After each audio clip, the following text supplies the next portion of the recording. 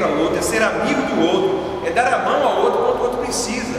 Essas são evidências do amor. Quando há inimizade pessoal em relação a alguém, nós criamos barreiras, nós fechamos a porta, nós não somos receptivos, nós obstruímos o caminho da pessoa, nós dificultamos as coisas, nós chegamos a desejar o mal. Isso é inimizade. Então, pessoalmente, isso pode acontecer entre duas pessoas, não somente entre grupos. Às vezes, simplesmente, você viu um dia a pessoa assim, você acordou de pé esquerdo, como a gente costumeiramente diz, e você disse, a partir daquele dia, eu não gosto de fulano. E você cria aquela barreira em relação à pessoa.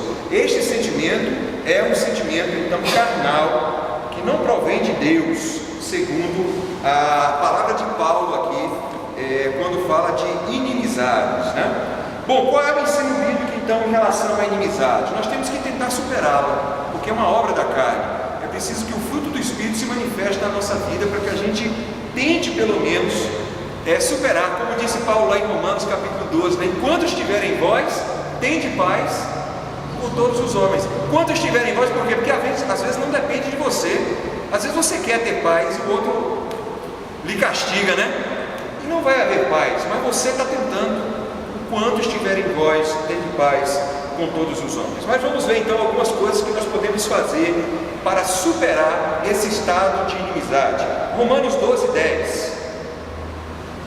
Parece que, pastor, a tendência da humanidade é assim, sempre no lugar de construir a ponte, fazer uma ligação, fazer o seu muro. Colocar o muro, né? Nós somos construtores, né? Não de pontes, mas de muros. É verdade. E o texto lá de Efésios 2 fala claramente sobre isso, né? Há uma parede de separação entre nós.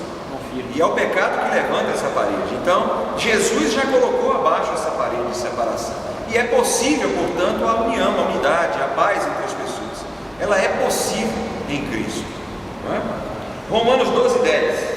Mas cordialmente uns aos outros, o amor fraternal, preferindo-vos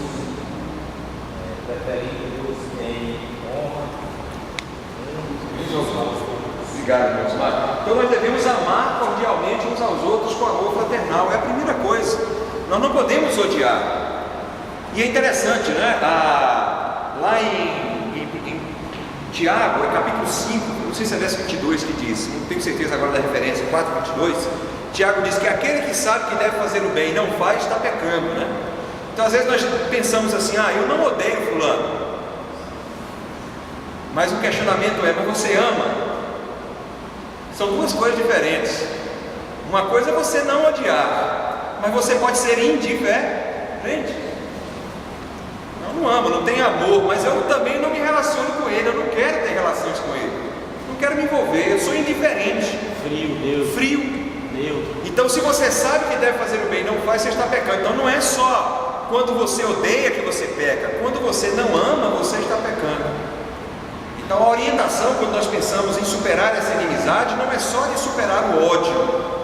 Às vezes nós temos ódio de uma pessoa, temos ódio de um outro povo, de um outro grupo.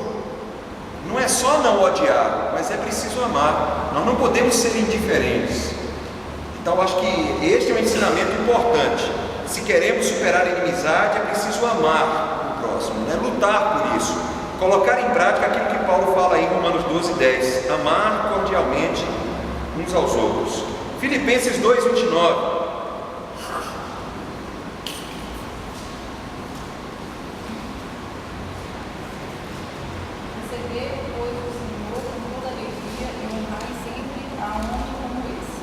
Então, é receber o outro. Às vezes nós fechamos a porta para o outro, às vezes nós criamos obstáculos, nós obstruímos o caminho. E a orientação bíblica é que nós devemos receber o outro, estar aberto ao outro, em outras palavras. Então, tirar aquele preconceito. E o preconceito é algo interessante, porque às vezes ele não se justifica, né? Às vezes nós temos um motivo para estar chateado com o outro, mas às vezes não temos motivo nenhum. Aí é o preconceito, que é um sentimento formado antes de ser uma ideia concreta. Por que você não gosta de tal coisa, de tal pessoa, de tal situação? Às vezes a pessoa não sabe dizer. Isso é o preconceito. Ele simplesmente age daquela forma. Então a palavra bíblica é que nós devemos receber uns aos outros, receber o outro, estar aberto ao outro, não colocar obstáculos, deixar que o outro venha. Lembra que Jesus certamente falou isso sobre as crianças? Deixai vir a mim aos pequeninos, deixai vir a mim os pequeninos, e não os impeçais. Então nós não podemos obstruir este caminho, de que as pessoas se acheguem a Cristo, mas também que se acheguem a nós, porque muitas vezes nós vamos ser o elemento aí que vai conduzir as pessoas a Cristo. Então, se nós criamos um obstáculo, a pessoa acaba tendo dificuldade também de se achegar a Cristo. Tiago 2,9 e Romanos 12,16. Tiago 2,9, Romanos 12,16. Mas se fazeis acepção de pessoas, cometeis pecado, e sois redarguidos pela lei como transgressores. Então, fazer acepção de pessoas, ser preconceituoso, né? Tratar um melhor que o outro, que é mais rico do que o outro, ou porque é branco, ou porque é negro, ou porque é de origem indígena. Essa lei, por exemplo, das cotas raciais, ela é extremamente inquestionável. No meu pensamento, ela intensifica o problema do racismo no país. Na faculdade a gente vive discutindo isso lá. Cada dia chega um professor com uma posição diferente. Mas no meu pensamento pessoal, ela intensifica, porque para mim não teria que ser um critério racial, e sim um critério social, um critério econômico. O negro não é inferior ao branco para chegar à faculdade, o índio não é inferior ao branco para chegar à faculdade. A dificuldade é de origem muitas vezes financeira. Ele não teve a condição financeira de fazer a mesma escola que o branco lá teve de fazer. Eu acho que o critério, infelizmente, está sendo extremamente errado, equivocado. E dentro da faculdade eu tenho visto já manifestações de intensificação desse conflito racial por causa disso. Então, a Bíblia nos orienta a não fazermos acepção de pessoas, não agir preconceituosamente. Isso já é um ponto muito importante para que nós possamos superar a inimizade. Romanos 12,16 fala sobre isso também. Tende o mesmo sentimento uns para com os outros, em lugar de sermos orgulhosos, condescendei com o que é humilde, não sejais sábios aos vossos próprios olhos. A ideia de sermos humildes, não sermos sábios aos próprios olhos, não nos considerarmos superiores aos outros, né? De termos o mesmo sentimento uns para com os outros. Este é o princípio da superação do preconceito, tá? Filipenses 2,3. Nada passais por partidarismo ou orgulho, mas por humildade, considerando cada um dos outros superiores a si mesmo. Então há duas coisas importantes aí. Não fazemos nada por partidarismo. Eu sou do grupo tal, então eu tenho que ter tal posição. O grupo tal não se dá bem com o grupo tal. Então nós não podemos andar unidos. Eu me lembro de um pastor aqui no interior do Tocantins, foi pastorear uma igreja pequenininha aí numa cidade.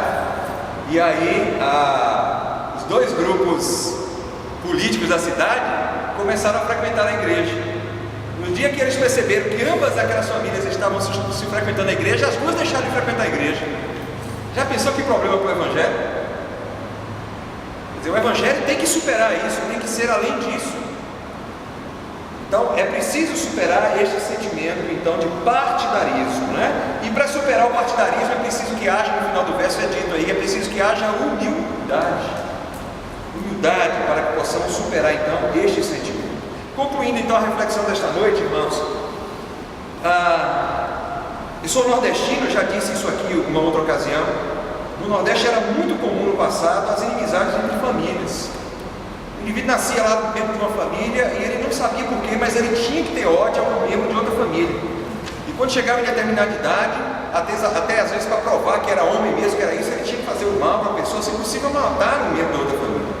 E aí se matava um membro de outra família, o outro tinha que matar, e matava um de cá, de lá, isso havia lá, não é? E é interessante que há um caso muito forte em relação a isso em Exu e Pernambuco. Havia duas famílias em Exu que brigavam entre si, a família Alencar e Saraiva. Um matava de uma família, o outro matava, e não tinha fim essa história. E aí o Evangelho chegou naquela cidade, eles começaram a pregar o Evangelho, de repente as famílias se converteram e o problema acabou. Hoje nós temos como membros dessa igreja um casal que é ele, Alencar, e ela é Saraiva, que é o pastor Fábio e a esposa. O pastor Fábio é da família Alencar, a esposa é da família Saraiva. Se vocês tiverem dúvida, vão lá na agenda da igreja e confirmem, né? Eles eram dessas duas famílias que brigavam entre si. Veja o poder do Evangelho de fazer com que esse problema fosse superado. O Evangelho pode acabar com as inimizades.